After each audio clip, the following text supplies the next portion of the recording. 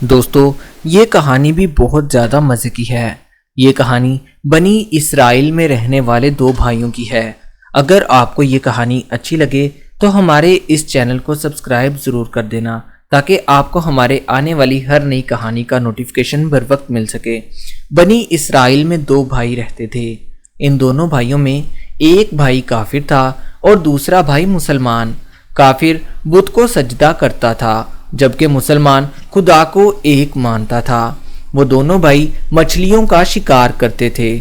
جب کافر مچھلی کا شکار کرتا تو اس کے جال میں بہت زیادہ مچھلیاں آ جاتی تھی کہ اس سے کھینچنا مشکل ہو جاتا، لیکن مسلمان کے جال میں صرف ایک مچھلی آتی تھی۔ مسلمان اسی پر صبر و شکر ادا کرتا تھا۔ ایک دن ہوا کچھ یوں کہ مسلمان کی بیوی چھت پر گئی اور اس کی نظر کافر کی بیوی پر پڑی۔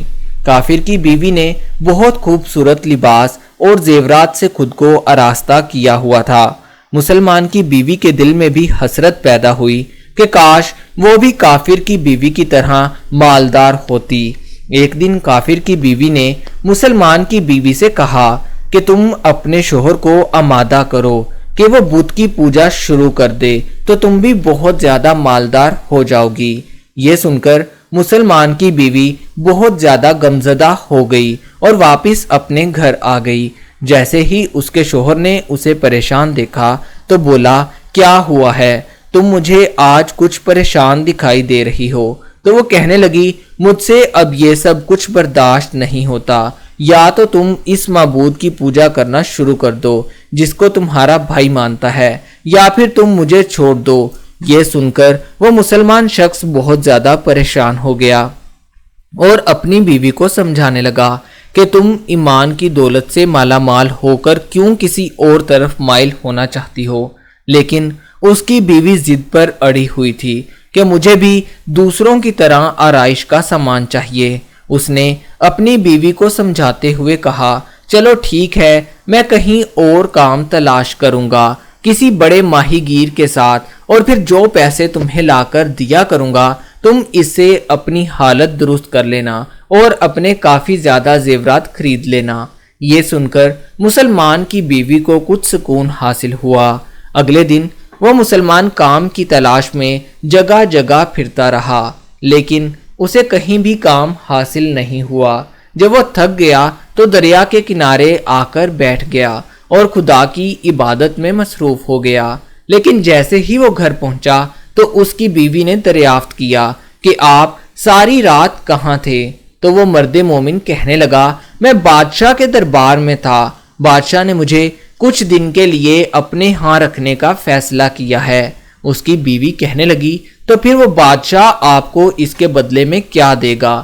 وہ مرد مومن بولا، میرا بادشاہ بہت رحیم اور کریم ہے، اس کے خزانے بہت زیادہ وسیع ہیں۔ مجھے امید ہے کہ وہ مجھے اپنے لازوال خزانوں سے بہت زیادہ عطا کرے گا۔ یہ سن کر اس کی بیوی کہنے لگی، اگر تم نے کل مجھے پیسے نہ دیے تو میں تمہیں ہمیشہ کے لیے چھوڑ کر چلی جاؤں گی۔ اگلے دن وہ بندہ مومن ایک یہودی کے پاس چلا گیا اور اسے کہا، کیا تم مجھے کچھ دن اپنے پاس کام دے سکتے ہو؟ یہودی کہنے لگا، ہاں میں تمہیں اپنے پاس کام تو دے سکتا ہوں، لیکن تم میرے ساتھ بیٹھ کر کھانا نہیں کھا سکتے کیونکہ تم مسلمان ہو۔ وہ مسلمان مان گیا۔ دوسرے دن ایک بندہ اس مسلمان کی بیوی کے گھر گیا اور اسے کچھ اشرفیاں تھما دی اور کہنے لگا، یہ اس کام کا معاوضہ ہے جو تمہارا شوہر بادشاہ کی خدمت میں کرتا رہا ہے۔ اگر وہ زیادہ دن کام کرتا تو اسے اور معاوضہ ملتا، لیکن اب وہ ایک یہودی کے پاس چلا گیا ہے۔ اگلے دن اس کی بیوی ان اشرفیوں میں سے ہی ایک اشرفی لے کر سنار کے پاس گئی۔ سنار نے اسے اس ایک اشرفی کے بدلے 1000 درہم تھما دیے تھے۔ مسلمان کی بیوی اتنے درہم دیکھ کر گھبرا گئی کہ یہ کیسے ہو سکتا ہے؟ اتنے درہم اس نے اپنی زندگی میں کبھی نہیں دیکھے تھے۔ جب شام کو اس کا شوہر واپس گھر آیا تو اس نے پوچھا کہ آپ سارا دن کہاں تھے؟ تو وہ کہنے لگا، میں ایک یہودی کے پاس کام کر رہا تھا۔ اس کی بیوی کہنے لگی کہ تم اس بادشاہ کی خدمت کرتے کرتے اس یہودی کی خدمت کیوں کرنے لگی؟ پھر اس کی بیوی نے اس کو اشرفیوں والا سارا قصہ سنا دیا۔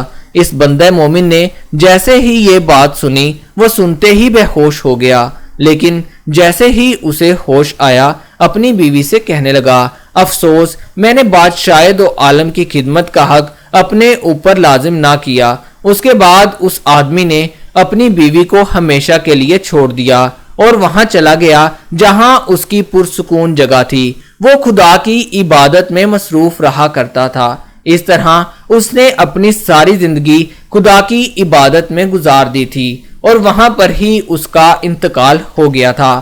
محترم سامعین، بے شک خدا اپنے بندوں کو ان کی بساط طاقت سے زیادہ نواز دیتا ہے۔